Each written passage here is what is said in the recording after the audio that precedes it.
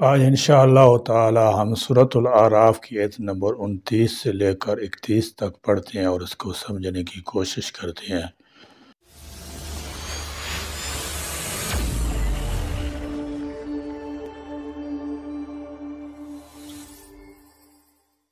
اعوذ باللہ من الشیطان الرجیم، بسم اللہ الرحمن الرحیم۔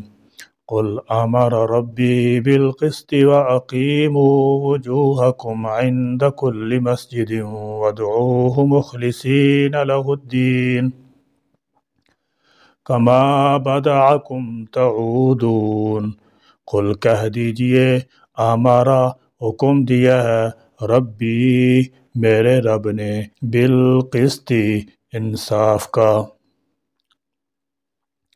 انصاف سے مراد یہاں بعد کے نزدیک لا الہ الا اللہ یعنی توحید ہے۔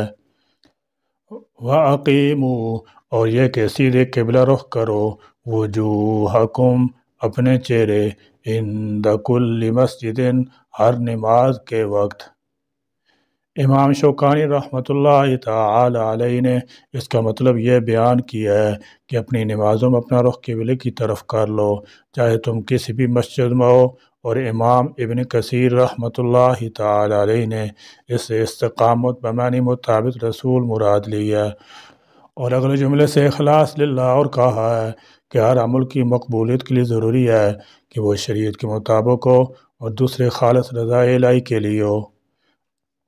آیت میں ان باتوں کی تاکید کی گئی ہے، وَادْعُوهُ اور اسی کو پکارو، مخلصین خالص کرتے ہوئے، لہو اسی کے لیے، الدین اطاعت یعنی بے لباس طواف وغیرہ کے من گھڑت رواج کو اختیار کرنے کی بجائے اپنے سماج میں انصاف قائم کرو اور ظلم سے اپنے دامن بچاؤ۔ انصاف کے تقاضوں میں سے یہ بھی ہے کہ عبادت صرف خدا کی کرو اور کسی اور کو عبادت میں شریک نہ کرو۔ رخ سیدھا رکھنے سے مراد اللہ تعالی جل شانہ کی عبادت کرنا ہے، خالص رکھنے سے مراد کسی اور کو شریک نہیں ٹھہرانا ہے، کیونکہ اللہ تعالی جل شانہ ہی نے تم کو پیدا کیا ہے اور دوبارہ بھی وہی پیدا کرے گا، اور جو خالق ہو وہی اس لائق ہے کہ اس کی عبادت کی جائے۔ کما جیسا کہ بدعکم اس نے تمہیں پہلے پیدا کیا، تعودون ویسے ہی تم لوٹو گے۔ مشرکوں نے طواف کعبہ کے دوران اللہ کے ساتھ اپنے دوسرے معبودوں کو پکارنے اور ننگا طواف کرنے کی رسوم ایجاد تو خود کر لی تھی اور ذمے اللہ کی لگا رکھی تھی۔ اللہ تعالیٰ نے جواب میں فرمایا کہ اللہ نے جو حکم نہیں دیا وہ تو تم اس کے ذمے لگاتے ہو، اور جو حکم دیا وہ کرتے نہیں۔ اس نے حکم یہ دیا ہے کہ جو بات کرو انصاف کی کرو، خواہ مخواہ جرم کسی اور کے ذمے نہ لگاؤ، اپنی زندگی عدل اور راستی پر استوار کرو۔ جب بھی عبادت کے لیے کسی مسجد میں جاؤ تو تمہاری توجہ صرف اللہ ہی کی طرف ہونا چاہیے، خالصتاً اس کی عبادت کرو، اس میں دوسروں کو شریک نہ بناؤ، اور یہ ملحوظ رکھو کہ اللہ تعالیٰ تمہارے اعمال کی جزا اور سزا دینے کا پورا اختیار رکھتا ہے۔ نیز یہ کہ جس طرح تم اکیلے دنیا میں آئے تھے بے آئینی ہی، اسی طرح حساب و کتاب کے دن اللہ تبارک و تعالیٰ کے حضور اکیلے حاضر کیے جاؤ گے۔ وہاں تم سے تمہارے اعمال کی باز پرس بھی ہوگی اور جزا و سزا بھی ملے گی۔ فریقا ہدی و فریقا حق علیہم الضلالہ انہم اتخذوا الشیاطین اولیاء من دون اللہ ویحسبون انہم مہتدون۔ فریقا ایک فریق کو، ہدا اس نے ہدایت دی، و فریقا اور ایک فریق، حق ثابت ہوگی، علیہم ان پر، الضلالۃ گمراہی، انہم اتخذوا بے شک انہوں نے بنا لیا، الشیاطین شیاطین کو، اولیاء دوست، من دون اللہ اللہ کے سوا، ویحسبون اور وہ گمان کرتے ہیں، انہم بے شک وہ، مہتدون ہدایت یافتہ ہیں۔ کردار دو ہیں، ایک شیطان کی راہ پر چلنے والے، دوسرے سیدنا آدم علیہ السلام کی راہ پر چلنے والے واضح ہے کہ کوئی شخص یہ تسلیم کرنے پر بھی تیار نہیں ہوتا کہ وہ شیطان کی راہ پر چل رہا ہے، بلکہ وہ شیطان کا نام سن کر یا نام لے کر دو چار گالیاں بھی اسے سنا دے گا۔ میں شیطان نے انسان کو گمراہ کرتے وقت کبھی اپنا آپ بتایا ہی ہے، بس اس کا کام یہ ہے کہ کسی بری طریقے کو خوبصورت کر کے پیش کر دے اور ویسے ہی ثبوت باغ دکھائے جیسے ہمارے باپ سیدنا آدم علیہ السلام کو دکھائے تھے۔ اس میں خواہ وہ کسی دینی مسئلے کی امید دلائے یا کسی دنیوی مفاد کی، اس طرح انسان اس کے دھوکے میں آ جاتا ہے۔ اور جس شخص نے اللہ کی سیدھی راہ سے ذرہ برابر بھی انحراف کیا، وہ سمجھ لے کہ وہ شیطان کے فریب میں آ چکا ہے، کیونکہ اس راہ کے سوا باقی سب شیطانی راہیں ہیں، اور چونکہ شیطان بھی کوئی اچھی بات ہی سجاتا ہے، لہذا یہ شیطان کے پیروکار بھی سمجھتے یہی ہیں کہ وہ اچھے کام کر رہے ہیں، حالانکہ وہ سب شیطانی چالیں ہوتی ہیں۔ یا بنی آدم خذوا زینتکم عند کل مسجد وکلوا واشربوا ولا تسرفوا انہ لا يحب المسرفین۔ یا بنی آدم، اے بنی آدم، خذوا، اختیار کرو، زینتکم، اپنی زینت۔ آیت میں زینت سے مراد لباس ہے۔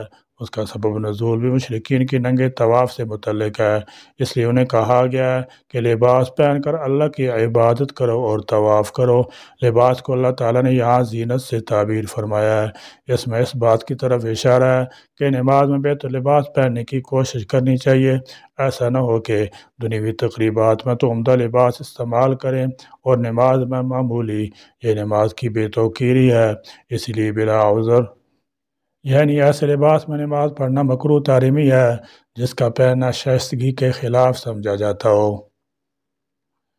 بعض کہتے ہیں زینت سے وہ لباس مراد ہے جو عرائش کے لیے پہنا جائے، جس سے ان کے نزدیک نماز اور طواف کے وقت تزئین کا حکم نکلتا ہے۔ اس حیث سے نماز میں ستر عورت کے وجود پر بھی استدلال کیا گیا ہے، بلکہ احادیث کی روح سے ستر عورت گھٹنوں سے لے کر ناف تک کے حصے کو ڈھانپنا ہے۔ ہر حال میں ضروری ہے، چاہے آدمی خلوت میں ہی ہو۔ جمعہ اور عید کے دن خوشبو کا استعمال بھی مستحب ہے کہ یہ بھی زینت کا حصہ ہے۔ عند کل مسجد، ہر نماز کے وقت۔ اس سے معلوم ہوا کہ نماز میں حصہ ستر کا چھپانا واجب ہے، کیونکہ لباس کا مقصد ہی یہی ہے۔ طواف بھی بہت سے مسائل میں نماز ہی کی حکم ہے، اس لیے سے یہ بات بھی واضح ہو گئی کہ طواف کے لیے ستر ضروری ہے، اور حصہ ستر مردوں کے لیے ناف سے گھٹنوں تک ہے، اور عورتوں کے لیے چہرہ، ہتھیلیوں اور پاؤں کے سوا سارا بدن۔ وَكُلُوا، اور کھاؤ، وَاشْرَبُوا، اور پیو۔ اسلام کی تعلیمات کی روح اس کا اعتدال ہے۔ یہ بھی درست نہیں کہ آدمی کھانا پینا چھوڑ دے، نفیس لباس اور عمدہ کھانا استعمال نہ کرے، اور یہ بھی روا نہیں ہے کہ فضول خرچی میں مبتلا ہو جائے۔ وَلَا، اور نہ، تُسْرِفُوا، تم اسراف کرو، اِنَّهُ، بے شک وہ، اسراف ان حد سے نکل جانا کسی چیز میں حتیٰ کہ کھانے پینے میں بھی ناپسندیدہ ہے۔ ایک حدیث میں نبی کریم صلی اللہ تعالی علیہ وسلم نے فرمایا، جو چاہو کھاؤ، جو چاہو پہنو، البتہ دو باتوں سے گریز کرو، اسراف اور تکبر سے۔ بعض سلف کا قول ہے اللہ تعالیٰ نے وَكُلُوا وَاشْرَبُوا وَلَا تُسْرِفُوا اس آیت میں ساری طب جمع فرما دی ہے۔ لا يحب، نہیں پسند کرتا، المسرفین، اسراف کرنے والوں کو۔ بعض اطباء کہتے ہیں کہ اللہ تعالیٰ جل شانہ نے اس مختصر سے جملہ میں طب کو وعدہ علم بیان فرما دیا ہے، کیونکہ اکثر امراض خوراک کی زیادتی یا اس میں بے احتیاطی ہی سے پیدا ہوتی ہیں۔ اسراف کا مطلب بسیار خوری بھی ہو سکتا ہے، وقت بے وقت کھانا بھی ہو سکتا ہے، اور بد پرہیزی بھی۔ یہ تو اسراف کے طبی نقصانات ہیں، اور جو اخلاقی نقصانات ہیں وہ اس سے بھی زیادہ ہیں۔ مثلا جو انسان اپنی کھانے پینے کی فکر رکھے گا، دوسروں سے احسان کرنا تو درکنار، وہ دوسروں کے جائز حقوق بھی ادا کرنے کے قابل نہ رہے گا۔ پھر مال کے ضیاع سے اللہ تعالیٰ جل شانہ اور اس کے رسول نے ہمیں شدت سے منع فرمایا ہے، اور اس کے نتائج بڑے دور رس ہوتے ہیں۔ یا اللہ ہماری شیاطین سے کامل طور پر حفاظت فرما دیں اور ان کے فریب سے ہمیں ہوشیار رکھیں۔ ظاہری لباس کے ساتھ ہمیں باطنی لباس تقوی پرہیزگاری کا بھی عطا فرما دیں اور ہم کو اپنے احکام اور قوانین کی پوری پابندی نصیب فرما دیں۔ آمین۔ وآخر دعوانا الحمد للہ رب العالمین۔